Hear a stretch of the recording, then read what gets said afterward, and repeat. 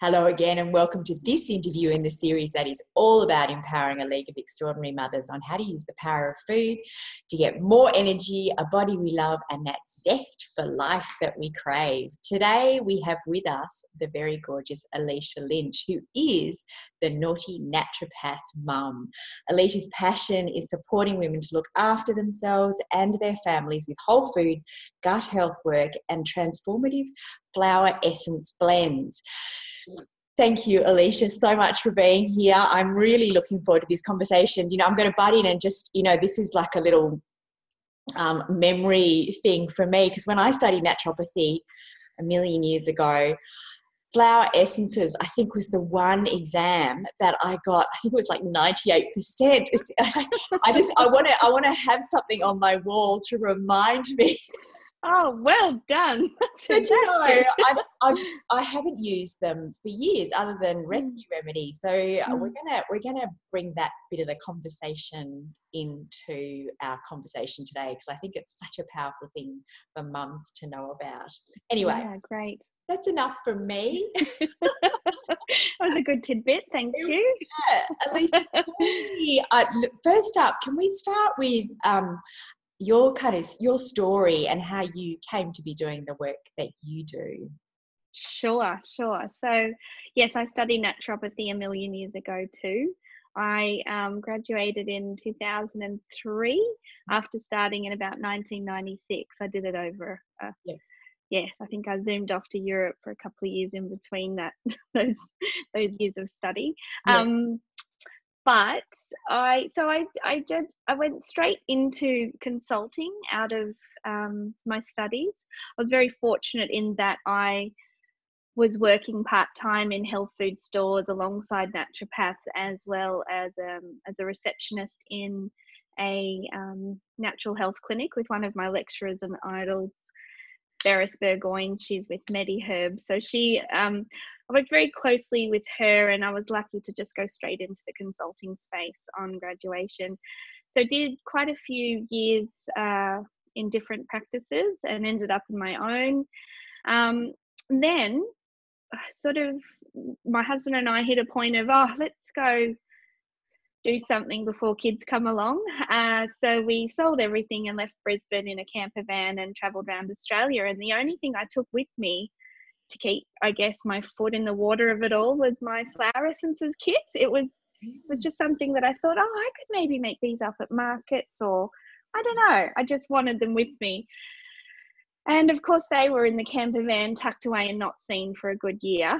But then when we ended up in Western Australia, we bought a house and had a baby, and I started gravitating towards the flower essences again, because when you're pregnant and breastfeeding, etc., there's not as many things you can take, in your arsenal of herbs and nutritional supplements. And I was doing as well as I could through diet, but I felt I was a bit more anxious than usual leading up to motherhood and then as a new mum. And the flower essences just became my saviors. And I started making them up for my mum's groups, and everyone was just, oh my God, get Alicia's magic bottles. And it's just gone on from there. And now it's an online store, bigger than I ever dreamed it would be. I haven't gone back to consulting since becoming a parent. So now it's all about the flower essences and my online blogs, which, I still like to talk about food. I've got lots of recipes and gut health series and all the other things that make up what I think is important when looking at holistic health. But I've really been drawn towards emotional health a lot. So emotional health for me is flower essence is a great tool for that area. Yeah, especially for kids. So, kids and mums and everybody, but they really serve their purpose for me in this stage of my life, and I've been able to share that with everyone. Yeah. I think there's probably a lot of mums, and we will come to food. Yes, good. There's probably a lot of mums on here that have got no idea what flower essences are. Did you want to kind of touch on that? Definitely. And they're the hardest thing to describe. I mean, not hard, as you'll see. I'll be able to do it. But even to me, when I say it, I think, oh gosh, I hope this is all making sense. I think I've got it down to a fine art. Here we go. So flower essence, very different to something like an essential oil, because an essential oil is the physical extraction of the volatile oil from the flower or the plant. So you've got a physical substance that, as some people might know, not always safe in pregnancy and generally used topically. I know some people ingest essential oils these days as well, but yeah, you have to be quite careful with them, being a volatile oil. I love them though. I burn them in my house. And then a flower essence is the actual whole flower soaked in water. Now, the vibrational imprint of the flower goes into the water, and it's the water that we use, and we take it internally as drops under the tongue or in the mouth or even in a glass of water and drunk. And so what we're taking is a vibrational remedy, very similar to homeopathy. And as you mentioned before, a lot of people know rescue remedy. That's the English Bach flower, very popular flower essence remedy.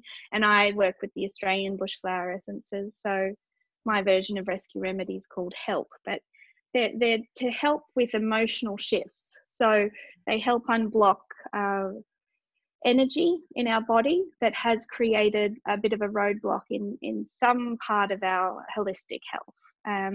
So we're treating the energy body with the flower essences, but that has a domino effect into actually shifting things in the physical body. So they're a very subtle but powerful way of treating the whole body. I think when I was studying, I remember hearing that they actually carry rescue remedy in the ambulances in London. And even now in, I think, your state in Victoria, a lot of paramedics have emergency essence, which is the Australian bushflower essence. So that gets me very excited that they're moving into areas like that. That's I mean, England and Europe have used them a lot more prolifically than we have in Australia, but we're definitely catching up.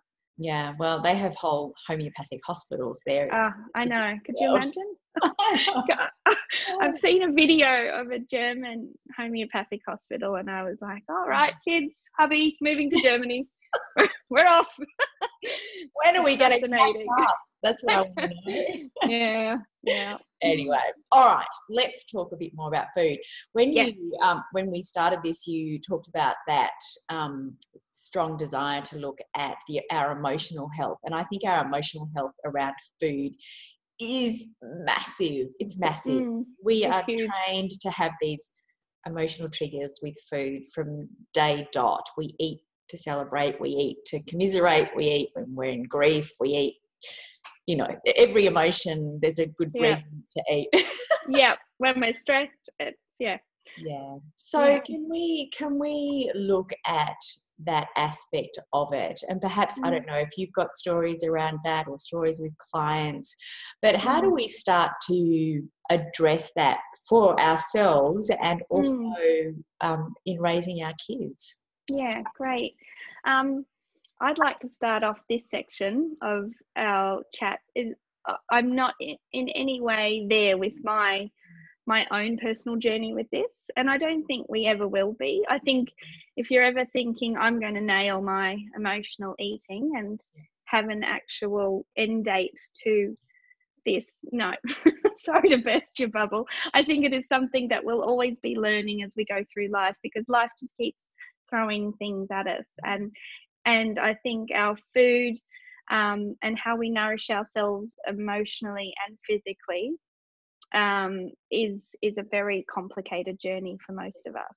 But I know, especially as a mum, how important it is to emulate great emotional stability and health around food for our children, and that's not always going to be possible. So if there are any mums out there beating themselves up for eating chocolate in the cupboard or doing those things that you see those parenting memes talk about, that's all very normal, and it's all very part of this. But I love that it actually urges us to look into how we can be better for our kids as well as ourselves. So, food, of course, is at its basic level a physical nourishment. yeah, we get that. But nowadays too, where we have access to so many different stimulants when it comes to food, different textures, different smells, and now a lot of memories, as you were mentioning, associated with food. Because our celebrations, all our big occasions do revolve around food, which is also lovely because we can get together as families and really have that common bond of breaking bread, so to speak, at a table with our loved ones. So what I find is tricky, and where I'll weave my personal stuff into it, is if we've ever had emotional sections of our life. And we all know that when I say emotional sections, when we've had something big happen to us, it could be a tragic thing or a really good thing or just a massive change. That could be becoming a parent or falling pregnant, or it could be just moving to a different city or a different country, or meeting someone and having our whole food habits change. I know a lot of people who ate one way, and then when they met their partner started to eat a different way. So these changes, they can become, and if they're not great changes for us as far as the food patterns go, they can become habitual and then hard to get out of. So you might go, oh, a birthday or any sort of celebration means, sugary sweets and cake or alcohol and lots of cheese and crackers and stuff like that. And then because that sort of food can make us feel good for a short amount of time, we'll want to incorporate it more and more, which is just, that's human nature, isn't it? And we learn about what does and doesn't work for our body as we get older, because our digestive system is so different as we age. It really is. Like, you might have gotten away with eating a whole lot of different things when you're younger, and then you hit an age sort of late 20s, early 30s, and you notice that you might start reacting to food differently, or you might actually be getting intolerances that were never there before. And that's simply because we don't have the same amount of digestive enzymes as adults as we did when we were younger. And then I think we start looking at, I might need to change some eating habits. Another massive one is weight gain. We start looking at our eating habits because we don't like weighing more and having extra body fat. And we're told how unhealthy that is, and you must get it down. And then society also goes, you must get it off. And it's all a very complicated journey for a lot of us mums to be on, and one that I'm still on. But I love what it's teaching me. I've really answered this as a very long-winded question. Long-winded answer. It's perfect.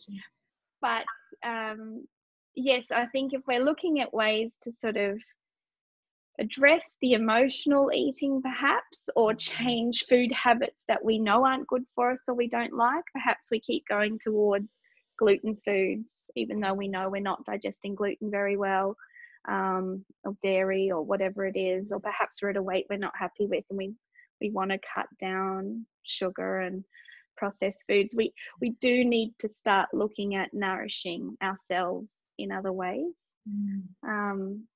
because a lot of us can just keep falling back on nourishing with the physical when we need to be nourishing with the emotional. And that is simply just doing things that make us feel happier or calmer, and it's about finding what that is for you and incorporating more of those in your day. You simply can't go, right, I want to form better food habits and I'm just going to do it, because you're not a robot. There are so many factors as to why you're drawn to what you're drawn to. So the emotional side is so very important. But I'll let you direct me somewhere now. Have you got some favourite strategies that you use with clients that are, that can give them some other tools, some other boosts. It is like it's a dopamine boost, isn't it? That Yes. sugary hit. Yeah. So Yeah. what are some of the strategies that you like to point people towards to try and shift some of these habits? My favorites are the simplest, because I think if we try and get too complicated with things, we're not going to do them in the moment. And it's a very in the moment thing, isn't it? When we crave something or drawn towards something. So we can't go and go, right, I'm going to go book myself a massage. That's not going to work for you in that moment. Yeah. So very, very simple. And it's about just the relationship with you, which can be anchored in the breath and pausing and leaving what we're around. So we're around stimulation all the time. We might have just got off the phone to someone. It wasn't a good phone call. We might have just passed a mirror and went, oh, I don't like what I just saw reflected. Or there's just something that's been a stimulation to us to trigger. Oh, yeah, I'm not feeling great. How do I feel better? Oh, I'm just going to give myself a hit of something. Yeah. So change the stimulation, i.e. take it all away, go somewhere, close your eyes and find your breath. And it is just simply that pause, that removing of yourself. Yeah. Even if you need to leave your office or your work meeting or whatever might be going on, actually remove yourself from it. And then find yourself in the breath and just actually do some self-talk. Like, what do you want right now? Oh, I need a glass of water. Or, you'll actually hear the answers better of what you actually need. If you just, it's almost like, oh, I need to check in with Alisha right now. I need to meet her because I'm actually not with her anymore. And it's the smallest, simplest thing to do, but I find the most powerful one. And it's a great one to teach the kids. Yeah. Not just around, because they might be screaming for a bag of popcorn or whatever they want. Yeah. And you might think, I don't even think they're hungry. School holidays is a great example of this. Yeah. They can get bored and just want to eat all day. Yeah. Or maybe they've been watching TV and it's just that, they're just sitting there and want a zombie eat. And we know what that's like. So it's just like, well, let's turn off all the stimulation. Let's just go and check in. And I like to do that with my kids. I actually pretend that they have to meet themselves. Like, Sam, meet Sam. What do you think he wants right now? Like, really wants. And I get him to close his eyes, breathe, and we chat. You can't be for them there in the moment all the time, but any moments you can be, great, because you don't need to have this down pat 100%. Sometimes you are just going to grab the chocolate bar or that piece of toast. That's okay. It's if you catch it every so often, because it's a training, isn't it? Oh, Alisha, I need to adopt you and have you in my head. Oh, well, I need myself to remember this all. Because don't you just love, and this is what I want to make clear to everyone, and what I find really important, just because you have the information doesn't mean you're going to do it. Yeah. It's like what we, and that's what I think, the more we learn about real food, how food works in our bodies and how it works in our kids' bodies, especially gut health topic, there's a lot of information out there, and it's fabulous because it's better to be armed with the information. But even health professionals, even everyone who knows it inside out, won't follow it to the letter, because we are human with emotions, not robots. So but grab yourself whenever you can. Yeah, absolutely. I think that having a little conversation with yourself, I love that idea. I love it. I know that, the worse I feel, the worse I treat myself. So it's just it just becomes this kind of vicious cycle of almost feeding that. And so finding that little thing that just kind of tweaks and makes you feel a little bit better or a bit better, and just anything to sort of break the spiral, because it is a spiral or a cycle or whatever you want to call it. And we perpetuate it because we beat ourselves up so quickly. So yeah, that takes us further and further down. If we've done one wrong thing, ooh, let's pull a string on a jumper, it all goes, you know. So it's just, it's a big learning life lesson of choosing your moments, and then also not beating yourself up if you don't do what you think you should be doing. Yeah. That's, I mean, that's a key for mums.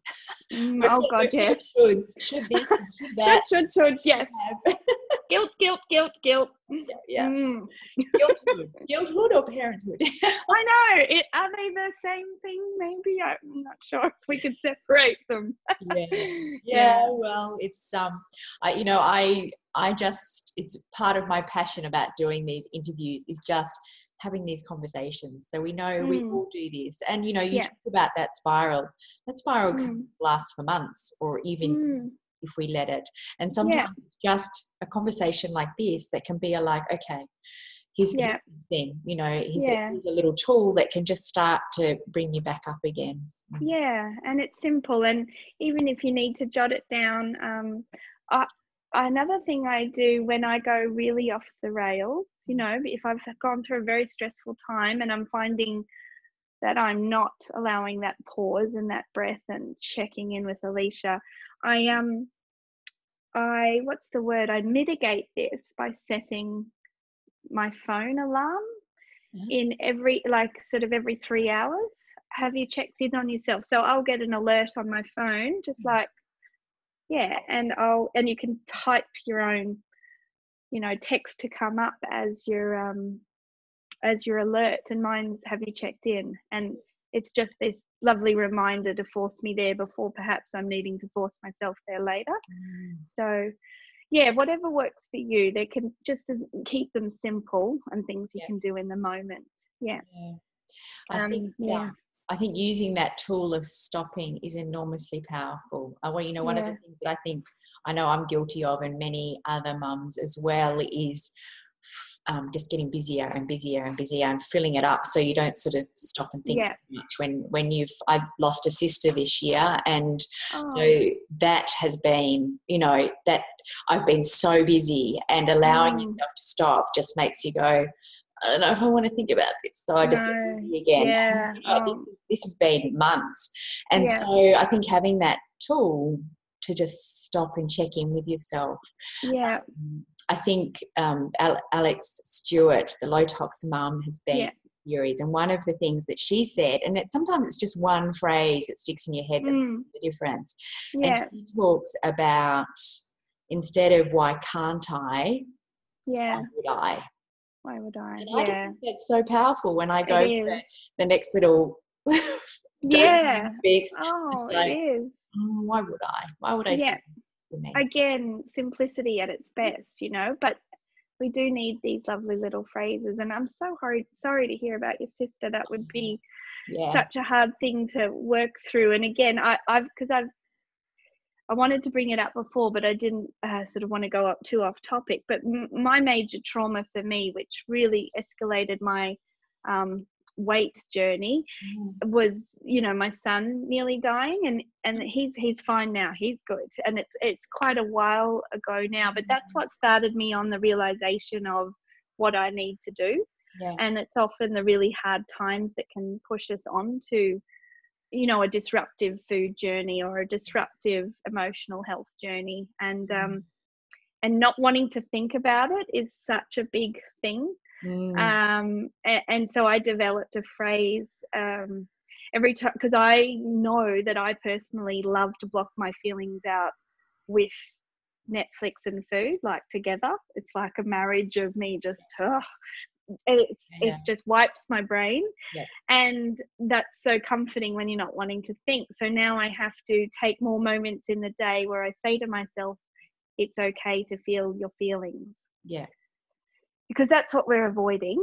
And that's that can lead to habits we don't like that are harder to break later. So any little catchphrase that works for you, it's so good to incorporate those. It is.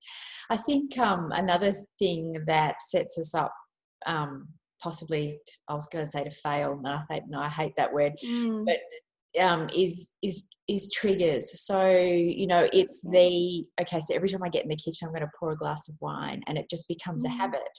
So any of those triggers, I think it's a powerful thing to kind of stop and think about. Yeah. You know, is it stopping at the service station to fill up with fuel, and that always goes with a chocky bar, or is it that something that, you know, maybe, I don't know, are there flower essences? What are some of your thoughts around, you know, dealing with these triggers? Yes, because triggers are everywhere, aren't they? You know, there's triggers for people when they get to the office or into their car or home at night, or and we can't remove ourselves from all the triggers, because, you know, we might still have to fuel our car and we still have to walk into our kitchen. So I think they're in two categories: the removable triggers. So if you're actually wanting to start some changes, and again, I'll reiterate, not 100% of the time, but most of the time you want things to change, and the ones that you can take away, do it. It might not be for long. You might only need sort of your 21 days away from that trigger.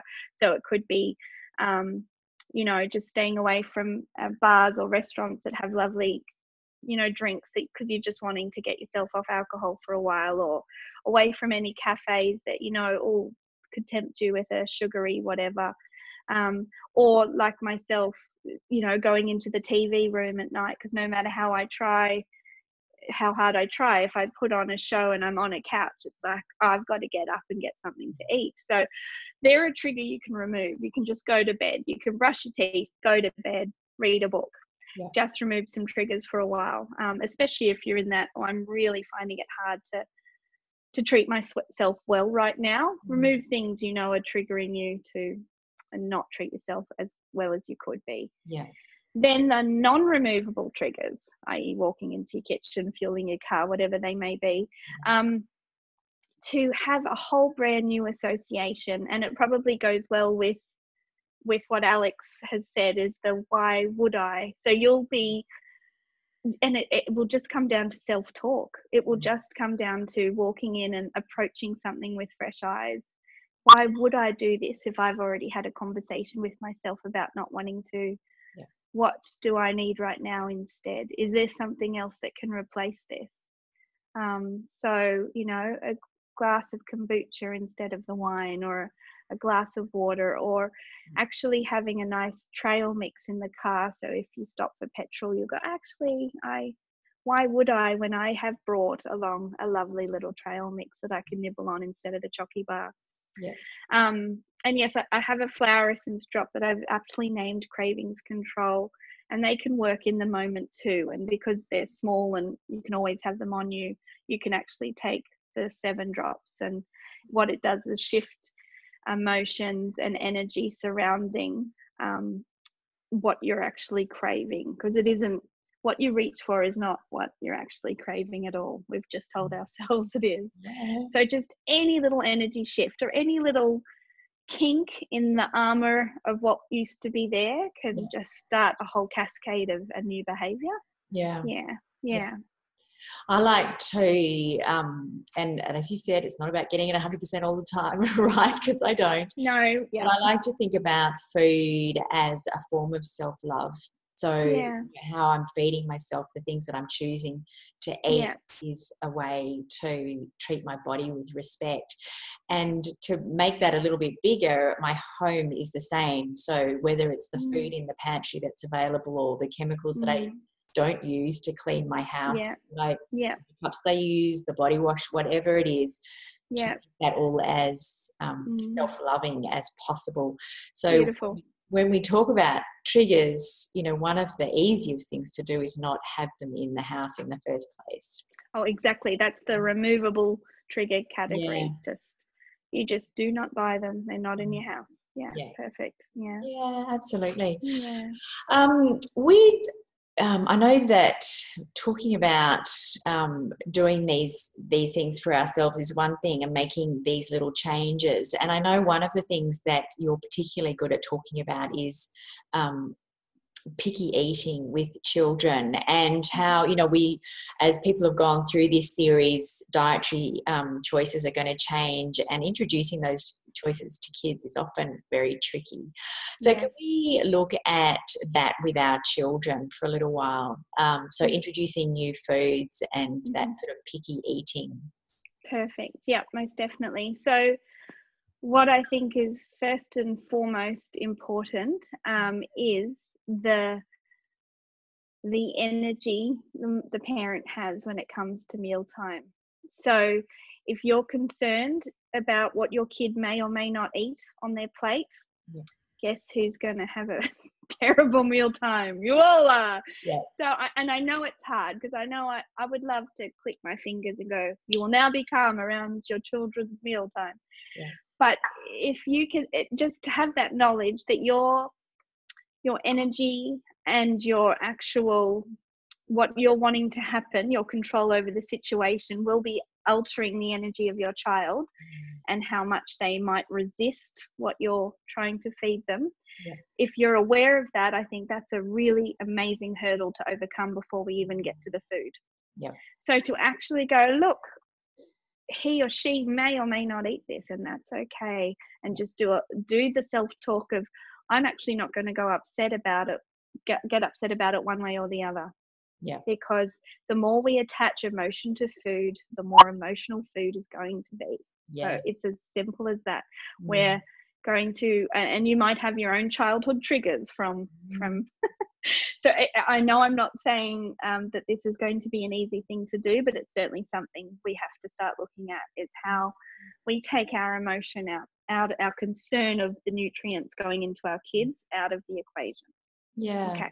So once that has been worked on, and I this might have already been covered, I'm not sure, but a very important thing is to always do something unknown with something known when it comes to new foods. Never serve up a brand new meal on a plate that your kid has never, there's not one thing on there that they're familiar with. I just like one new food along with foods they'll eat. So even if it's food that you're not happy with right now for them, still serve that alongside what you'd like to introduce on the same plate or in the same meal. And even have the conversation of sort of like, oh, this looks exciting, let's try this together, because that old adage of, a child will learn not very well just by you telling them what they have to do, but if they're watching you do something, that's a much easier way for them to learn. So sitting down and actually enjoying that food with your child, I think, is an amazing difference and knowing that it can take several tries, and to not be so despondent if the first time you've served up broccoli doesn't go down well, because they have to get to know this food. They might not jump at it straight away. So the more times they see it on the plate, the less defensive they will be. The resistance does break down with familiarity. So just perseverance, trying your best not to care about the outcome, including yourself in this whole process. And keeping it light, because if you're there perched watching, oh my God, are they going to eat the broccoli? No, they're not going to eat their broccoli. Put some music on, talk about something else, act like whatever happens in this space and time is not going to be of major consequence. I think the reactions and compliance are a lot better. I know. I mean, most of my kids are all a lot older now, but when they were little, I just had a standing rule: here's dinner and there's the fruit bowl. And it's not a restaurant. I'm not going to make 10 different meals for 10 different people to please. So it is, and I think for some stroke of luck, I got that right. Great. I can put that on my win list. We got to have some, don't we? Give myself a little pat on the back for that one.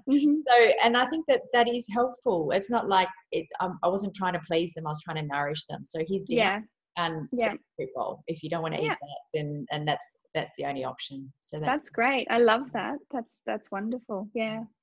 the other thing that I think is helpful for a lot of mums is that, you know, if we're trying to up the nutrition intake, there are, I mean, like something like a chicken nugget. I mean, you can get revolting chicken nuggets in the freezer, but you can actually make nice ones. So Oh, yeah. Yeah. I'm sure you've got lots of beautiful recipes on your website that mums can go and have a look at. Definitely. But any of those, it's just kind of replacing, rather than changing the whole meal, just up the actual quality of the food. Yeah. I like to call it nutrient boosting, and do that wherever you can, with whatever you can, whether it is a cake or biscuit or anything that can have veggies and fruit put into it. Just go for it. And, you know, I know that bolognese is one of our best mum tricks, because we can get, you know, 10 or 12 vegetables in the one dish and mince it all up and put a bit of mince with it, and voila.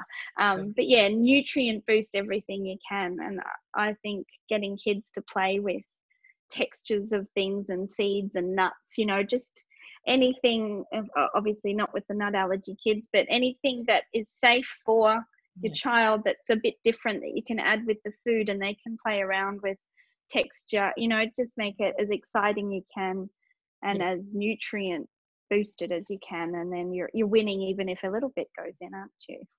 I like that, nutrient boosting. Yeah. So smoothies, great way to nutrient boost your smoothies is, you know, your half an avocado and your spinach leaves and whatever it is, it comes out green. So you've got a Hulk drink, or a dinosaur drink, or, you know, lots and lots of blueberries and raspberries in a smoothie, and you've got your pink milkshake, or whatever you want to call it. You know, it's just, the relaxed fun part of nutrient boosting is good to demonstrate every meal if you can. Love it. Okay, so we're getting close to the end of our time. What's your favorite nutrient boost breakfast, Alisha? We're such an eggs family. Like, my kids, they're 6 and 7, and they have 2 eggs each every day. So we just vary the way we have eggs, which is a bit sad. Not sad, but it is good to have variety. I've fallen into an egg slump right now, where it's poached, omelette, you know. But the way I nutrient boost those is always having, you know, spinach in the omelette, or if they're having poached eggs, having avocado on some gluten-free toast on the side as well. And the smoothies, we just love the smoothies. So chia seeds goes in every smoothie we do, as well as cinnamon to warm the digestion. So a little teaspoon, half a teaspoon of cinnamon powder, because otherwise it's quite cold, especially first thing of the morning on our digestive system. So, and we've got some lovely blood sugar balancing properties in cinnamon. So your chia seeds, your cinnamon, your good fats, so getting your avocado and your coconut oil into your smoothies. And they're not things that can even be taste. They just give it a lovely creamy sort of rich texture to it. We use almond or coconut milk for our smoothie base, and then we chuck in again the spinach leaves. I love there's this protein powder that I get from Superfoods for Kids, Nutri-Organics brand. It's called Thriving Protein Powder. You can have that from like 6 or 12 months old, I forget, but it's a really good one for kids, and just to boost the protein of the drink as well. Perfect. Bit of fruit, you know, just I love boosting the smoothies. No, I've asked nearly all the speakers about a favorite breakfast, and everybody has said eggs. So I think just doing the show alone, we boosted the egg sales in this country. Well, I mean, and they're such a perfect food to start your day off. You've got everything in there, in this gorgeous little so, and never be afraid of eggs. Like, I hope that the too many eggs issue has died out with the fats are bad issue. I really hope so. But they're a very safe food to feed your children. 2 a day is fine, you know, even more if you need to. But such a great food, and you can play around with them. There's so many recipes with eggs. Yeah. Now we can all go out and buy shares in the organic egg industry. I know. I'm like, I have to get some chooks. I really have to get some chooks because this is flaming ridiculous. Because my husband and I eat eggs as well. So yeah, we go through too many, but hey, it's better than going through too many chip packets, isn't it? Later on in the morning because you've got munchies because you haven't had protein. Yeah. Absolutely. I know you've got a gift for our audience. Have you got a minute to tell them what that is, please? Yes. So I'll share the link which you'll be providing, Edwina, under this video.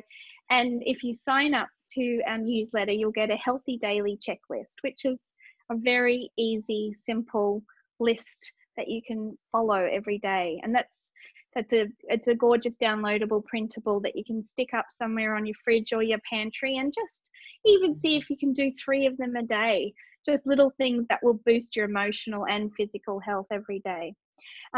It will also give you $10 off your first order with my store. So if you are interested in the flower essences, there's blends like Fussy Eaters Blend, Help, Slow Down, Cravings Control, Let It Go, Focus.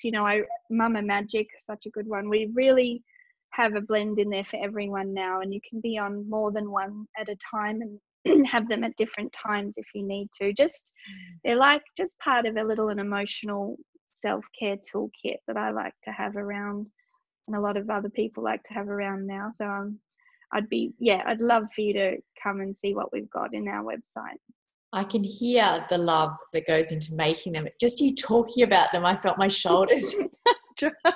I'm so passionate about it, and it's so exciting to be 5 years on in this business now and see how many blends we post out every day. It gets me so excited that we've got this many people having that little small but powerful emotional shifts, because and our male blend, just helping people express and open up more means less things are going to be going wrong later on the track. I'm all better out than in, and that's what these blends are designed to do, just to get stuff out, let the emotion, feel your feelings, and then you don't have to chalk it up with anything else. Love it. I've loved this interview, and I'm going to be having a little tune in with Edwina a bit more often. I'm glad. Awesome. Thank you so much. Thank you so much for this conversation. It's just been fabulous. Thank you so much for having me. It's been lovely. Bye for now. Bye.